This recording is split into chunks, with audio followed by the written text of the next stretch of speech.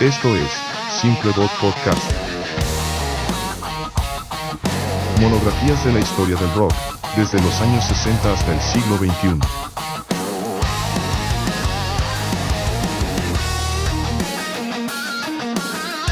Conducido por Marisa Simpson y Juan Pleite.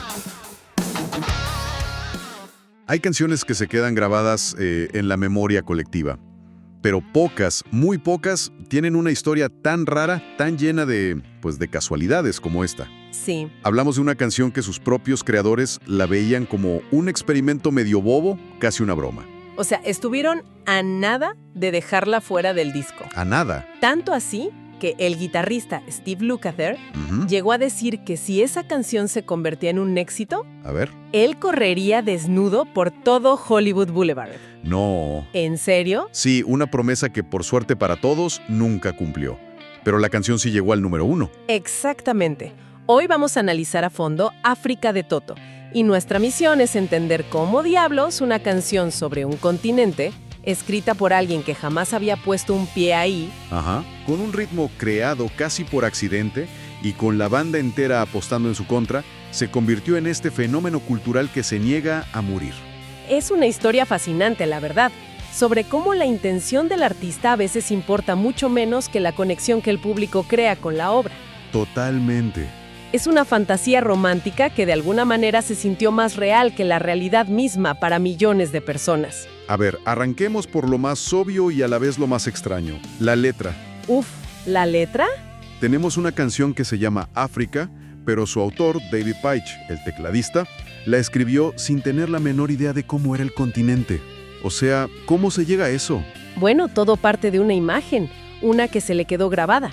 Una noche, Paich estaba viendo un documental en la televisión Ok. sobre la crisis humanitaria en África, el sufrimiento, la pobreza. Y pues las imágenes lo impactaron tanto que sintió una especie de llamado. Una conexión emocional. Exacto, una conexión con un lugar que solo conocía por la pantalla. La canción no nació como una típica historia de amor, sino como un intento de procesar esas emociones. De imaginar lo que se sentiría estar ahí. Justo, imaginar qué sentiría un extranjero en esa tierra tan lejana. O sea que desde el principio no se trataba de una descripción, sino de una idealización, un anhelo. Completamente. Pero he leído que hay otra capa de inspiración, una mucho más personal y la verdad bastante inesperada. Así es. Paich estudió en una escuela católica y varios de sus maestros habían sido misioneros en África. Ah, mira, Años después, hablando con ellos, le contaron que su mayor desafío no era la enfermedad o las dificultades, era la soledad, una profunda soledad. wow. De esas conversaciones nació la idea central de la letra, la de un hombre que vuela a través del mundo para encontrarse con una misionera solitaria. Espera, entonces la frase más famosa, el coro que todo el mundo canta, I bless the rains down in Africa, ¿tampoco se le ocurrió a él? No, esa frase viene directamente de las historias de esos misioneros. ¡Qué fuerte! Le contaron a Paich que como parte de su labor, ellos bendecían todo, las cosechas, los libros para la escuela Y la lluvia. y, por supuesto, la lluvia, que era fuente de vida. Paich tomó esa idea y la convirtió en el corazón de la canción. Es una bendición literal transformada en una metáfora de esperanza, Puso claro el del Kilimanjaro. elevándose sobre el Serengeti como el Olimpo. Exacto, cuando en realidad están a más de 400 kilómetros de distancia. Aquí es donde entra la genialidad de Jeff Porcaro, el baterista. A ver, Él dio una explicación que es casi, digamos, una justificación metanarrativa. Según Porcaro, la canción no es sobre un tipo que está en África, ¿sí no? sino sobre un tipo sentado en su cuarto intentando escribir una canción sobre África basándose únicamente en lo que ha visto en la tele o en revistas. Claro, no es un error del compositor, es un error del personaje de la canción. ¡Ándale! El protagonista está construyendo su fantasía con piezas que no encajan del todo, como hacemos todos cuando idealizamos algo. Precisamente, el error geográfico no es un fallo, Es la prueba de que todo es una construcción mental. Por eso la canción resuena tanto. Exacto. No habla de la África real, sino de la idea de África como un lugar mítico, un escape, una salvación. Y esa ambigüedad es lo que permite que cada quien proyecte ahí su propio anhelo. Y esa contradicción en la letra, esa mezcla de sinceridad emocional con, imprecisión fáctica, se refleja de una forma increíble en la música. Totalmente. Al principio suena súper accesible, casi sencilla, pero si le pones atención, es todo menos eso. Se le ha descrito como rock progresivo disfrazado de pop. Absolutamente. La estructura es muy poco convencional para una canción pop de los 80. Para empezar, está en un compás de 2x2 que le da esa sensación de galope constante. Ok. Pero lo más raro es que las frases de los versos no son de 8 compases, como el 99% del pop. Son de 9. Y para quien no sea músico, ¿qué efecto produce eso? O sea, ¿por qué es importante?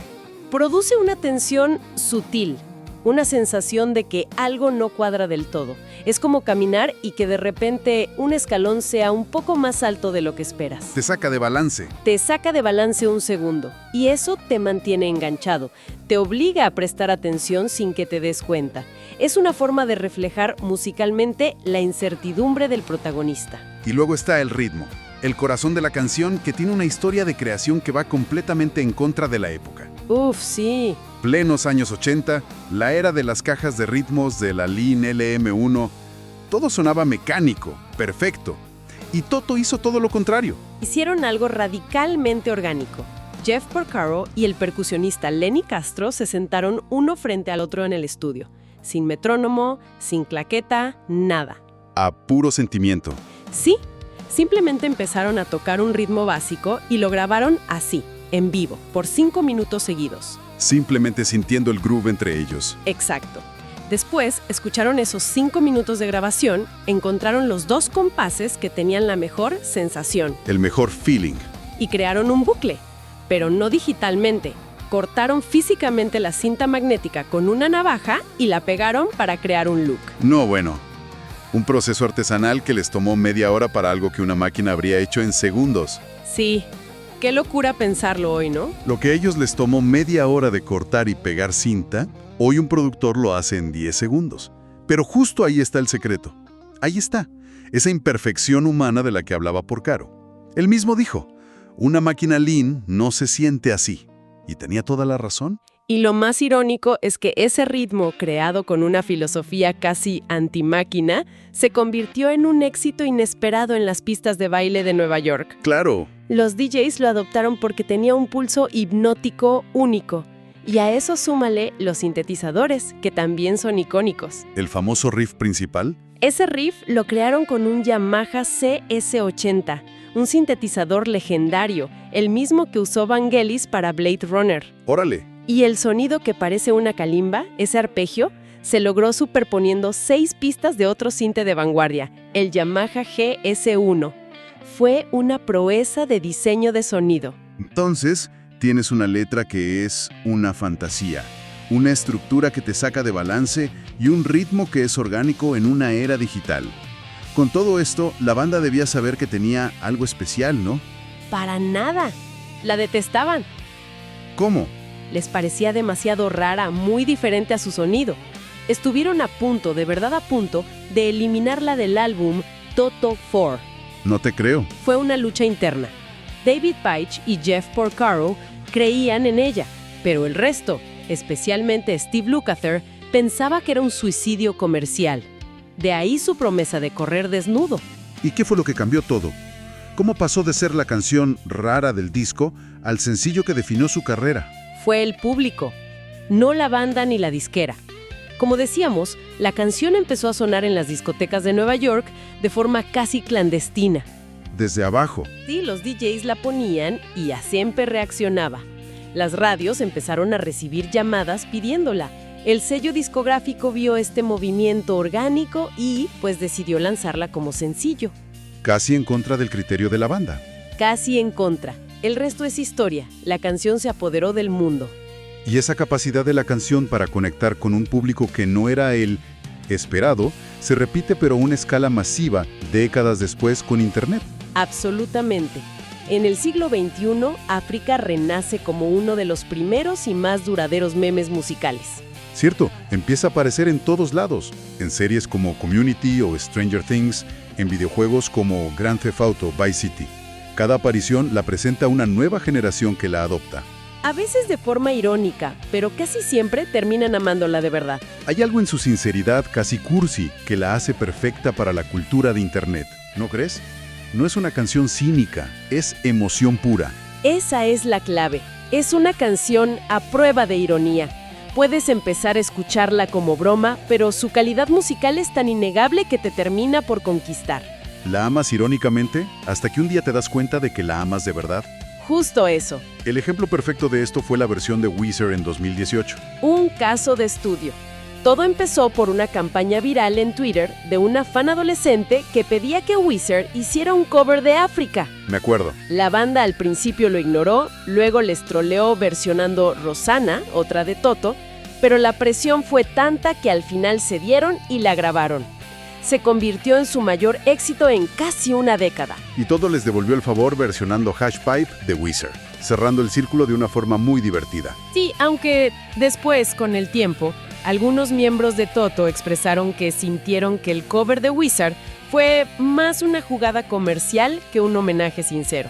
Otro capítulo más en la compleja relación de la banda con su mayor éxito. Y quizá el homenaje más extraño y definitivo a la canción es la instalación artística en el desierto de Namibia. Ah, sí, he oído de eso. Un artista, Max Siedentov, montó un sistema de sonido con 7 altavoces alimentados por energía solar que reproducen África en un bucle infinito. Para siempre. Para siempre.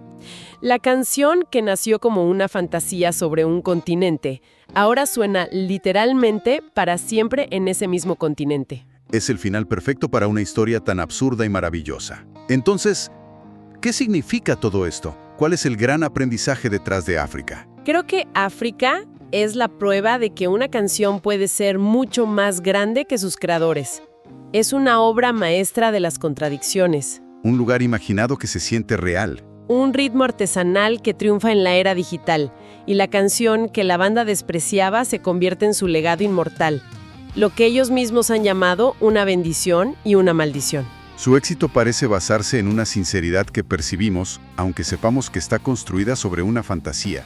No es sobre el continente, es sobre el anhelo. Exacto. La canción funciona porque captura a la perfección el sentimiento de desear algo que está fuera de nuestro alcance.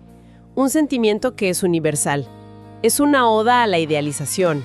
Y eso nos deja con una idea interesante para reflexionar. Al final, África demuestra que la autenticidad artística no siempre viene de la experiencia directa, sino de la sinceridad de la emoción. Totalmente. Bien contada con el corazón, puede sentirse más real y conectar más profundamente que la propia realidad. En un mundo cada vez más virtual, quizá esa sea su lección más vigente. Gracias por escucharnos. Nos oímos en la siguiente transmisión. Y no lo olviden, recomiéndenos. Somos Simple Bot Podcast.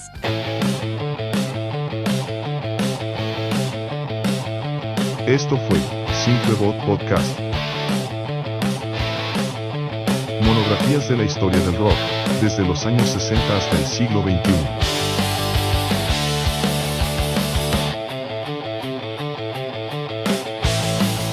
Conducido por Marisa Simpson y Juan Freite.